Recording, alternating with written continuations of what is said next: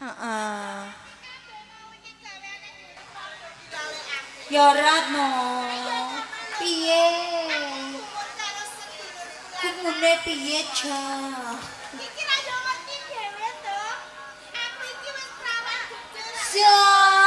Kaya kene. Aku durung duwe bojo. Kok malah tekoki lho ya. Mergo piye? Sedulurku iki. Nyuwèni pawele. Sok sapa wae sing bisa ngalahke karo kakangmu Daya.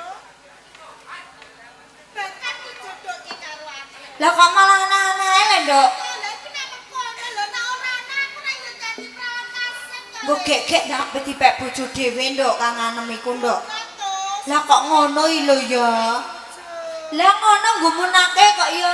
Mosok nggih sambara ya ngono. Nek aku jaluk tulung karo sampeyan. Apa iku? Apa nek sampeyan ki ketemu karo kakangmu Daya kok yo sampeyan dielingake wae. Oh, ngono, Nduk. Nek dadi karepane kudu diwurungke. Sia. Ayo padha bebarengan goleki akal. Oh, ngono. Ayo, Nduk, ayo, Nduk.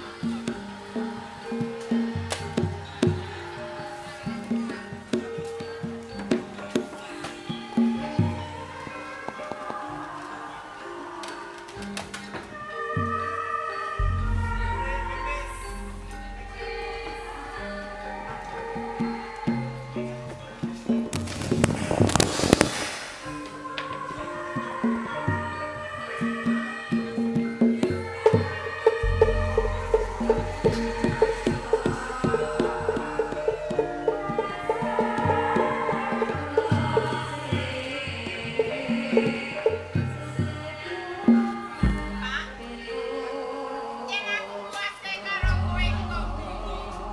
Wong kok sak bae kok kon meneng. Mur mubeng-mubengi omah. Sing mbok pikir iki apa? Aku iki ning ngarepmu lho, Pak. Aku ki malah gumun karo kowe. Lah kok gumun nang gone ndi? Lho, wong duwe anak siji. Saka rumangsaku anak kuwi sing didik lan sing cedhak iku wong tuwa wadon. Ning yo gene anakmu kok diolah sing kaya ngono, kowe kok ora nate nyemuti lan ngelingke lawan anakmu. Anakku iku tumindak piye? Lho ora ngerti Nek to? ngerti ku anakku ku ora tumindak piye-piye kok kon ngilingke apa? Lah kowe mbokne kok ora ngerti. Anakmu saben dinane kuwi ora ngerteni to. Saben dinane iki kena ngopo? Sik. Sawangan anak. Anakmu ki senengane tenguk-tenguk kaijenan. Yen to ndak sawang, yen to rino ora tau mangan, yen to bengi ora tau turu. Lho, kuwi janjane apa to? Sing dipikirke kamu aku pasrah kelawan kowe. Senajan aku wong tuane lanang, ning anak ki cedhak karo wong tuwa wadon. Lho, kowe kok ora ngerti anakmu apa dipikir? Pak.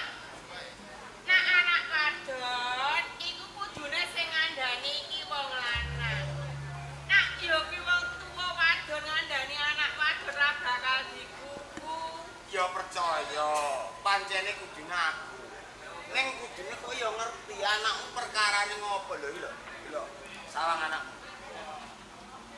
sing ora ngerti anakku darane edan lho. Apa kowe gelem anakku darane edan? Lho ngene iki karepe piye? Lah ya kuwi. Lho, salah. Dok. Kowe iki mikir apa? Nak kurang mangan kandha karo Simbo. Nak sandang penganggumu kalah karo kanca-kanca, kandha karo Pak Amu. Besok ben ditukokno. Ondenganane njaluk wedhus wis tak tukokno wedhus. Iki jek njaluk apa neh? Oh wedok ya butuhane wedhus. Lah wong seneng karo opan-opan wedhus ya ben to. Kowe ku ora pantut sampean iku kok ana apa kandha karo Simbo. Aku ku ngangut, aku mikir, Mbok. Mikir apa? Mikir iki weteng luwe apa piye? Nek luwe iki mboten, Mbok. Ya apa kandha karo Simbo ya, Nduk, kandha karo Pak Am itu bingungi wong. Ning ngene lho, Pak, Mbok. Sakjroning panglimpenku iki, Pak, Oh. aku ketemu wong bagus, Pak.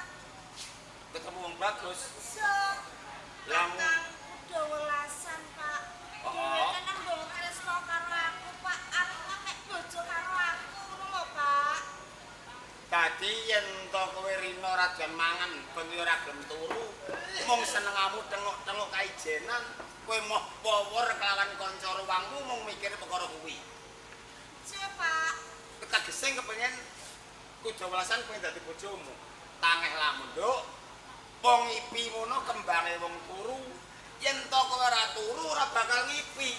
Pancen bener, Pak. Wong iki kuwi kembange wong turu. Ning yen tak salah koyo nyata ngono lho, Pak. Iki kelakuane mbokmu iki. Lho kakane mbokmu Mbokmu biyen seneng karo aku ya ngene iki. Ngene iki piye? Ngene iki yo nek Ben dina ngapeli wong lanang iki kelakuane mbokmu mbok turun iki. Lakohane Pak Ane bener. Ada sampean, Lakohane Mbok. wong wedok iki lakohane Pak Ane. Lah wong aku ora duwe anak lanang ya ora duwe kelakuan. Lah anak wedok kok ngantek seneng wong lanang lho kuwi ngisini-sini biyen kowe to mbokmu ora tau lilian ning omahku lho. Bayang ya. Lho kowe iki wis bagus-bagus dhewe. Pancen, Pak. Lah wong aku udah bojo sampean ora kepepet ora suya ya sae sombong ae. Lah piye ngene iki mung lantaran teko kowe to, Nduk. Aku bingung. Piye? Wis. Aja ya, Nduk. Kowe bocah wadon. Pari basane ngenteni cacah sebut. Nah, bonoro tomates ning arep omah ora bakal ngakon duwe bojo. Seneng ya, Pak ya. Aja, Nduk. Ngene. Bantam bulan wong wadon kuwi bener oleh milih ning ora menang dipilih. Berarti sampean mboten purun. Ya tau ngono widonono ora bakal tak reksanane bocah Kowe wadon. duwe pake. Lakohane Pak Ane ya ngene iki ditulis. Ora iso. Lakon ngono aja diterok ya, Nduk. Terok karo Simbo. Iya, ya mbokmu kuwi. Kenapa? Ya pitik anggere wayang ngabar ya kaya mbokmu kuwi. Lah niki terok-terok kowe. Lah aku pitik. Aja, Nduk. Pak ambek simbok kok untung terus to, Pak. Aja. Ayo Pak yo nek sampean ora gelem goleki, simbok ora gelem goleki. Aja, Aku Nduk. arep goleki. Aja. Aja, Nduk. Yen to kemesake bapak lan simbok, yen to besok ana bocah lanang sing seneng kowe bakal mara rene, Nduk. Aku ngerti, Pak. Ning atiku kadung seneng, Pak. Ya wis ya, Pak ya. Ya. Nyong pamit ya, Pak ya. Bantam bulan. Aja ya, Nduk. Pamit ya.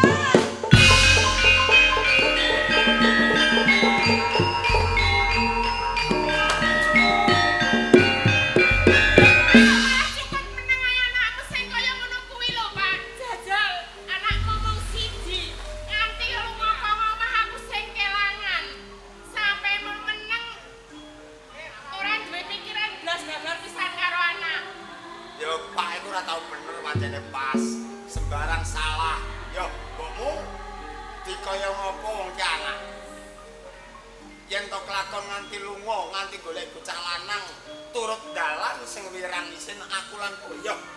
Kowe nang omah, anakku tak golek. Merek susah karo anak. Ya. Lah gage ku kok durung ado tak dongan-dongan nang Ya omah, ngono Pak. ya.